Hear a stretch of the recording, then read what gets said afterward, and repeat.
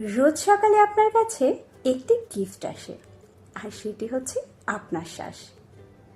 কারো কারো জন্য গতকালকের রাতটি ছিল শেষ রাত, কিন্তু আপনার চোখ আজ সকালেও খুলেছে এই পৃথিবীর আলো দেখার জন্য। তাই দিনের শুরুটি করুন কৃতজ্ঞতা জানানোর মাধ্যমে। সকালবেলা ঘুম থেকে উঠেই আপনার ফোন বা ল্যাপটপ চার্জ না করে বরং নিজেকে নিজে পজিটিভিটিতে চার্জ করুন। আর সব থেকে পাওয়ারফুল ইমোশন যা আপনাকে পুরোটা দিন চার্জড আপ আর ইম্পাওয়ার্ড রাখবে, সেটি হচ্ছে গ্র্যাটিটিউড বা কৃতজ্ঞতা।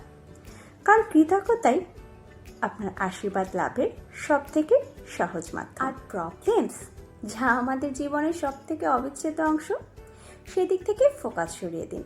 কথায় আছে, those who are not grateful are great fools. যে ব্যক্তি কিনা থ্যাংক ইউ বলে না, ভগবানের প্রতি বা অন্য ব্যক্তিদের প্রতি নিজের কৃতজ্ঞতা প্রকাশ করে না, সে বাস্তবপক্ষেই সব থেকে বড় মূর্খ। কারণ সে সবসময় তার প্রবলেমগুলোর দিকেই এত বেশি ফোকাস করে যে সবসময় সে নিজেকে অসুখী মনে করে। তার না পাওয়াগুলোর কারণে সে নিজেকে সবসময় অভাবী মনে করে।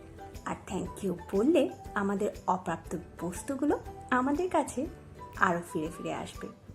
কিন্তু যদি আমরা সবসময় আমাদের না পাওয়াগুলো নিয়েই হাই হতাশ করতে থাকি, তবে আমাদের কাছে যা আছে তাও চলে যেতে পারে।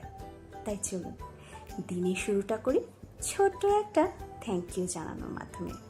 থ্যাংক ইউ জানাতে পারি আমরা ভগবানকে, থ্যাংক ইউ জানাতে পারি আমাদের আশেপাশে সেই সব মানুষগুলোকে যারা আমাদের ভালো চায়।